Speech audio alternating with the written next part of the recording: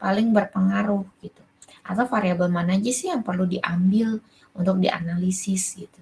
Apakah semua variabel atau hanya beberapa?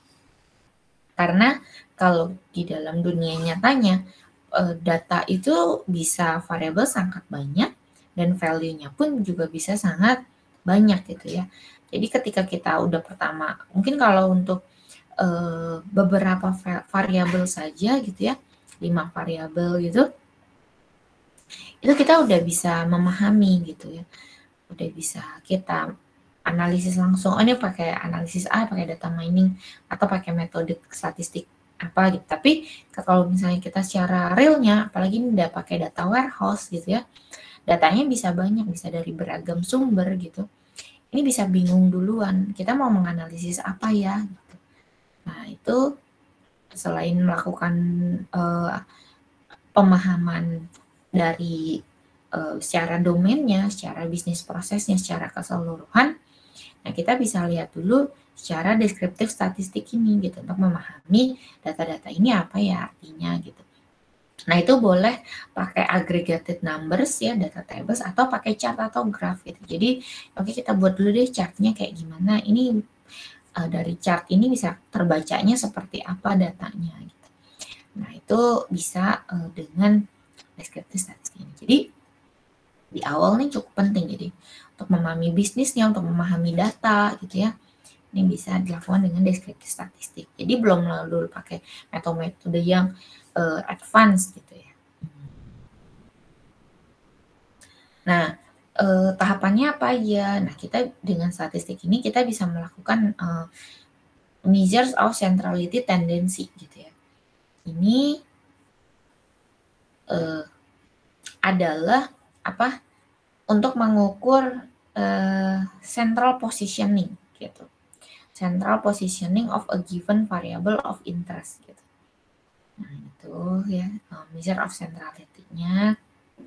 Nah, biasanya pakai apa? Biasanya kita menggunakan penghitungan centrality. Jadi nilai central positioning-nya itu dengan rata-rata atau dengan median atau modus gitu. Ya, ini udah apa namanya? Mungkin kalau udah kenal udah biasa ya. Pakai penggunaan rata-rata, nilai tengah, dan modus. Nah, ini matematika ya, aritmetik untuk rata-rata mean gitu. Tuh ini mean. Nah, kemudian ini center value median ya. Jadi median itu untuk kita sort dulu datanya gitu ya, dari yang terkecil atau dari yang terbesar gitu ya, secara ascending atau descending. Kemudian kita lihat nilai titik tengahnya itu berapa gitu.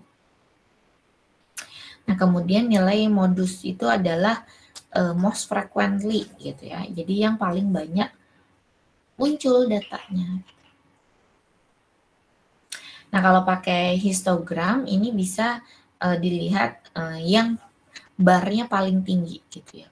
Gitu. Jadi highest bar yang paling tinggi, nah itu merupakan modus. Nilai yang paling banyak muncul. Nah, kemudian dispersion gitu ya. Nah, ini tuh adalah untuk mengukur apa namanya variasi dari datanya gitu. Jadi variasi dari data yang ada gitu ya. Nah, itu tuh apa namanya dihitung gitu.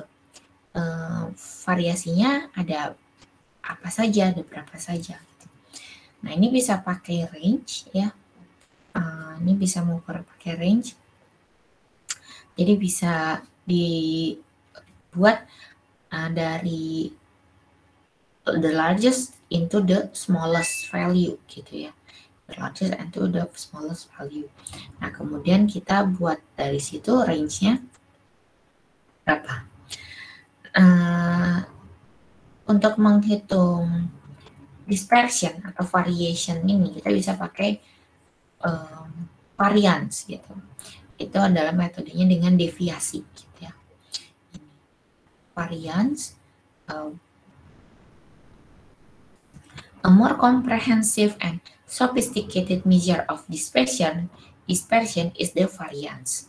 Nah, it is method used to calculate the deviation of all data points in a given data set from the mean. Gitu. Jadi ini dipakai cara rata-rata gitu ya per n-1. Nah, selain varians, kita juga bisa menggunakan standar deviasi gitu. Jadi untuk mengetahui penyebaran dari berapa banyak sih variabelnya gitu ya.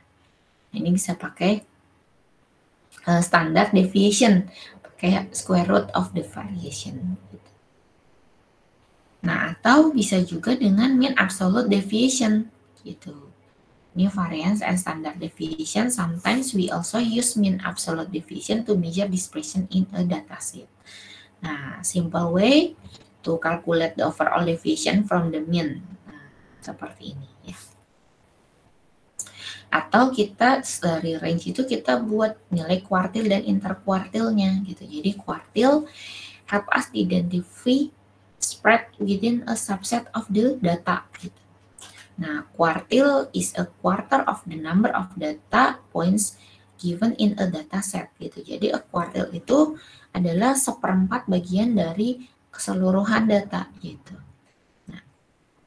Nah, kuartil sini ditentukan dengan by first sorting the data. Jadi datanya di sort dulu, kemudian kita bagi menjadi 4 bagian data set gitu.